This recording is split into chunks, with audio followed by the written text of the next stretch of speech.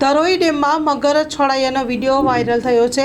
સતલાસના Dharoi dam ખાતે એક વિશાળ મગરને ધરોઈ ડેમમાં છોડાતો વિડીયો વાયરલ થવા પામ્યો છે, જેને લોકો ખૂબ જ શેર કરી રહ્યા છે। મળતી વિગતો અનુસાર પોશીના બાજુથી રેસ્ક્યુ કરાયેલા મગરને ફોરેસ્ટ વિભાગે ધરોઈ ડેમમાં છોડ્યો છે। ધરોઈ ડેમમાં મગર હોવાની જાણકારી પહેલાં પણ સામે આવેલી છે, ત્યારે હાલ ફરીથી ડેમમાં મગરને છોડાતો હોવાનો વિડીયો વાયરલ થઈ જવા પામ્યો છે।